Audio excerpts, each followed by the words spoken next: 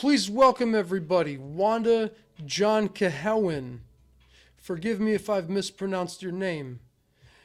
Wanda John-Kehewin is a Cree poet and fiction writer and is tonight's featured poet.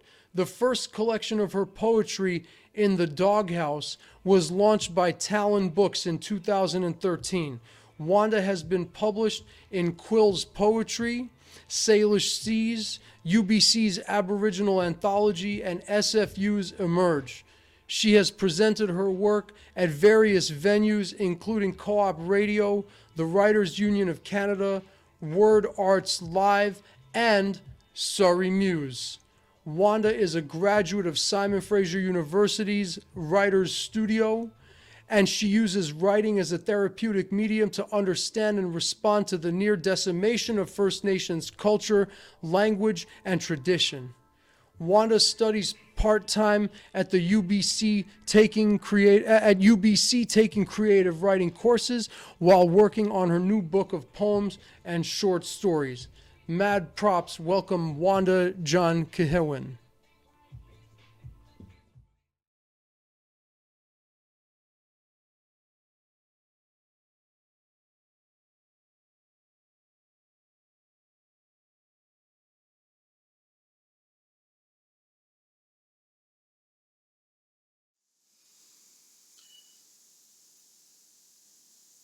My name is Wanda John-Kehewin of the Kehauen Cree Nations. I'm coming to you from Coquitlam, which is on the unceded territory of the Coquitlam peoples. So a little bit about me. I'm a mother. I love animals, and I have 2 books of poetry published, 2 children's grade 1 and 2 readers, and a series of graphic novels for YA, and I also have a YA novel to do with children in care. So just the act of writing has gotten me to this day. I am grateful to have had amazing teachers growing up, and I am also grateful to have had the gift of writing to get me through. So I'm currently in the MFA at UBC, and it's a wonderful program, absolutely wonderful. I've learned so much, met so many wonderful people, and gotten opportunities that I otherwise wouldn't have gotten. So I'm just going to read to you from new work. It's going to be published in a new book. So the first poem is called There's No Children Here, and a little bit of background about that is every Saturday, my daughter and I do something, like we'll go somewhere or we'll do some kind of craft or whatever. And she was bored one day, so I decided to take her to go pick flowers and leaves, and we had some wax paper. So I don't know if anybody remembers those wax paper sort of collage art type thing where you would iron leaves or flowers or whatever in between 2 sheets of wax paper. Well, that was over 40 years ago, but anyways, for her it was really new and she enjoyed that, and so that's what we did. And art is also therapeutic. It's like a time where your brain can be free to think. So if you're doing art, you can also record those thoughts, because at that time when we were doing the pressed flowers, I was thinking about how many children didn't come home from residential school. I was also thinking about children in care and about how many mothers don't have their children, and I do, and it's almost like a survivor's guilt of some sort, if that makes sense.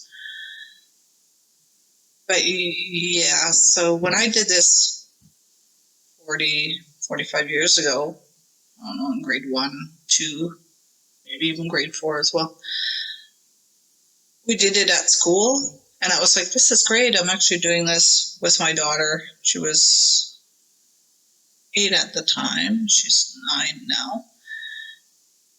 But for her, it was normal.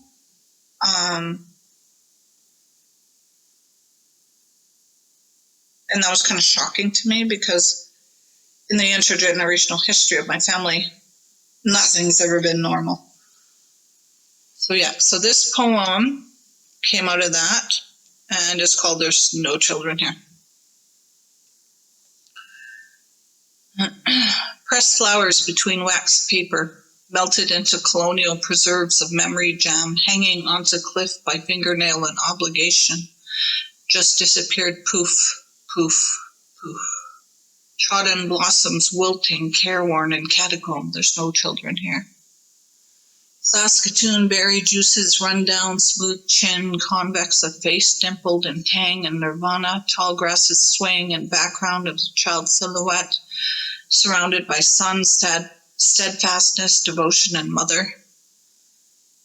Children, untouched, synchronistic giggles echo across plains, across shores, across mountain range, across season, carried far and wide and getting quieter by the second, minute, hour, day, month, year, decade, century.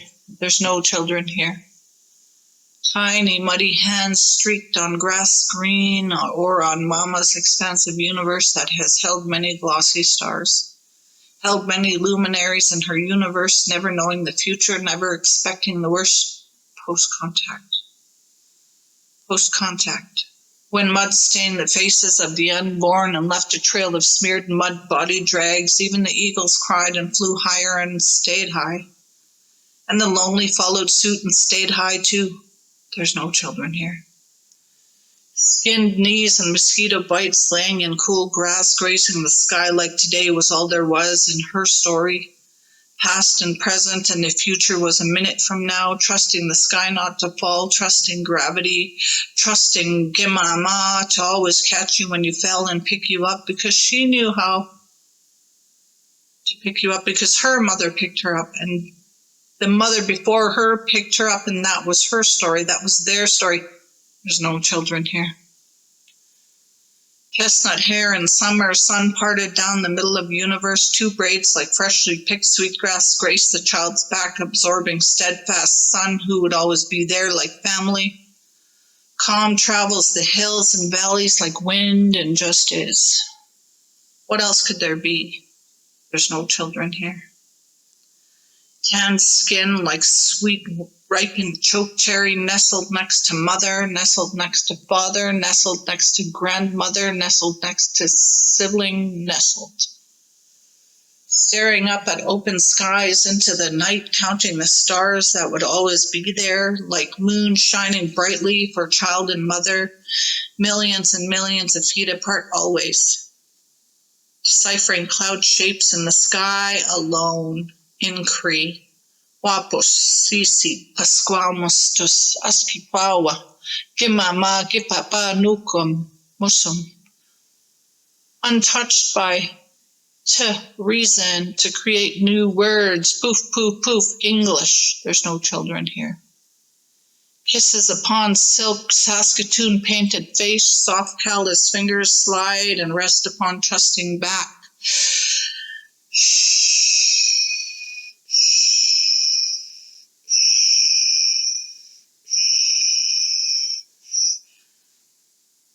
Like rain on empty teepee, like rain on empty longhouse, like rain on empty teepee, like rain on empty longhouse.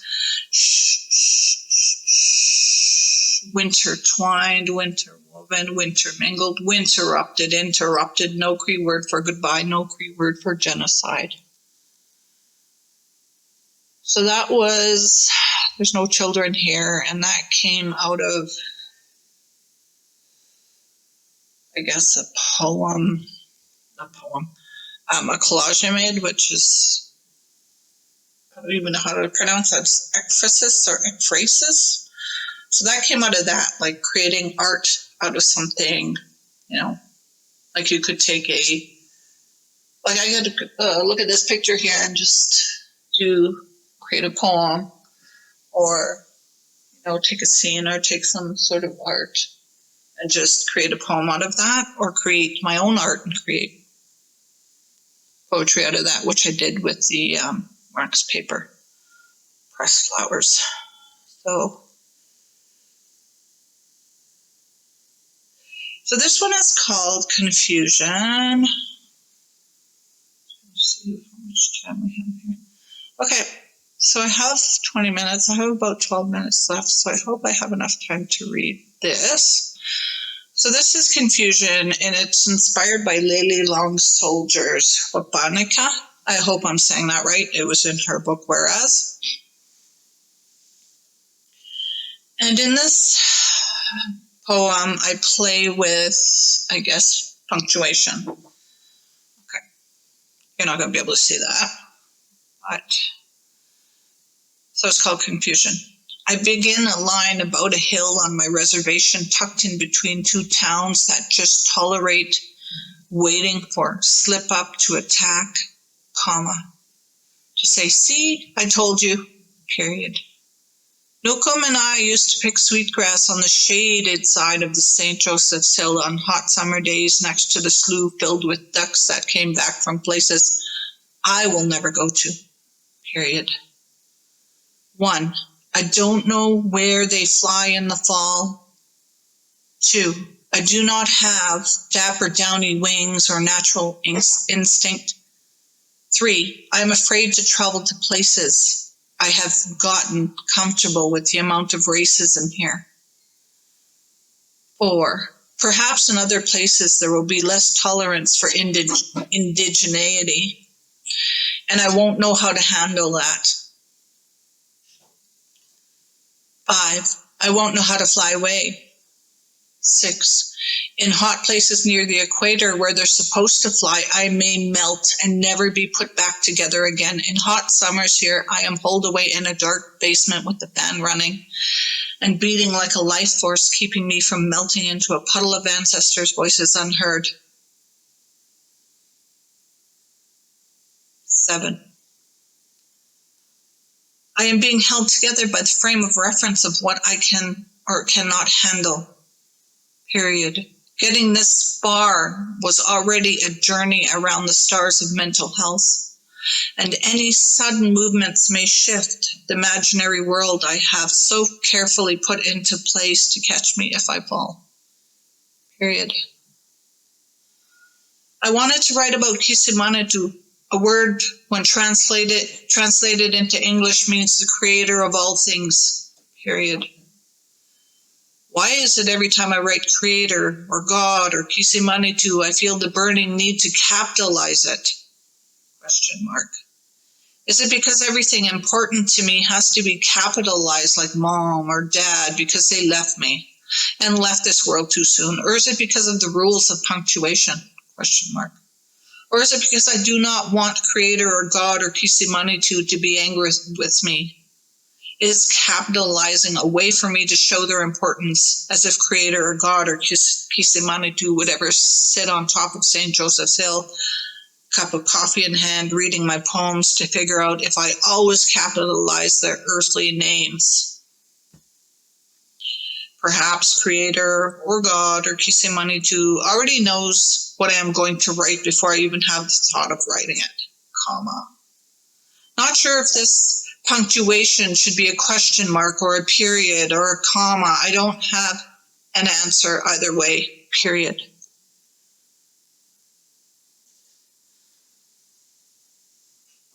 So that one is called Confusion. That's the shorter version of it. So yeah, I will read another poem for you. So let's see, this one is for Chief Kehauen. Let's read that one. So it's called Chief Kehauen. Yeah, like I said, noise. Chief Kehauen, great, great, great grandfather. Your blood runs through my veins like waterfall. Waterfalls can be dangerous if you do not watch your footing. Great, great, great grandfather. Your stories are in my daydreams and my writing of days gone wrong. Days gone wrong can be dangerous if you do not watch your wording. Great-great-great-grandfather, your heartbreak and resilience I carry like witness. Being a witness can be dangerous if I carry it all by myself. Great-great-great-grandfather, your love for your people like Mother Earth to animal. Mother Earth to animal can be dangerous if you have greed. Great-great-great-grandfather, your hope travels through time, carried by stories of dying elders. Dying elders can be dangerous. Stories of belonging die too. Great-great-great-grandfather, I hope you feel the love that travels through my existence. Traveling through my existence can be dangerous without a voice. So yeah, a lot of these poems come out of this past year, as well as, I guess, doing some research back home in my home territory. Still a lot of trauma everywhere. Like, I'm not saying only on the reserves. Everybody, there's wars in this world. There's, addiction. There's domestic violence. There's so much pain on this earth. Yeah, and I have always said from my first book that pain is universal. That a mother, in a war-torn country, holding her son, her dying son, in her arms, is going to feel the same pain, or similar pain, I should say, to somebody who is holding their child, or maybe never got to hold their child, from like an overdose, or, police coming to you on the reservation, coming to tell you that your child is gone or something like that, right? So this pain that we're all suffering on this earth, and just try to be kind to each other and understand, and not be judgmental, even though it's really super hard. Yeah. So I have a few minutes left. Okay, this one, it's called The Last Buffalo Standing. What would you do if the last of the buffalo to keep you alive to stay you for another cold winter died? Died in front of you, killed by the men in red, hired to wait for you to impede on laws they made up every day to suit their purposes of genocide, of displacement, waiting for you to misstep so that you could die for their mistakes. What would you do if you had to watch your child die from starvation, smallpox, measles, passed around in blankets by people who just hated you for being brown, just hated you for not believing in their ways, just hated you for the belief in your own ways, while taking their flour, lard, and salt because your whole community was starving, not believing in their white papers made from the trees they cut down and spent mere hours making a treaty out of what they wanted. And by the grace of God and the Queen apparently spared some and crucified others. What would you do if your children were forcibly taken from your forcibly taken from your home and put in boarding schools to learn new ways, and told them they were dirty savages, and told them they were dirty, told them that their language was a sin, told them that their hair was disgusting, beaten for speaking their mother tongue? What would you do? What would you do if the RCMP drove your child to an industrial area and dropped them off in -40 weather with no jacket or shoes, and they died knowing they couldn't say goodbye? The only consolation, falling asleep in delirium. What would you do? What would you do if you couldn't cry anymore, and all you could do was pick up a pen and fight for your rights to laugh and live? And what would you do if your only defense was a pen? What would you really do? So, yeah. Another minute, I think. Hark to the Crying Dead, this one. When do we count the death that tells true native narratives? Fauna overground on graves of the millions of buffalo and Nehiyawak, mother, father, sisters, brothers, children, gone. Metal beasts lay iron over graves in greedy black gold glory. Sad First People bones kicked aside by colonizers who believe in killing. Prayed for jigsaw bones tossed aside like old tree roots. everything and in the past killed just for being there and aware. When do we count the tears that flow like rivers of loved ones gone missing in thick air lying? When and how do we stop the continuous kidnapping of sad brown faces who have nothing but love for their broken parents who would die happy if it meant their children's lives would rise above their past so violet, blue, black, dark? All ancestors, angels would greet them and their souls would finally rest. So yeah, thank you very much. These are going to be in my new book of poetry. Yeah, I think I'll just stop there and just say thank you for listening, and I truly send out love, peace, and light to you.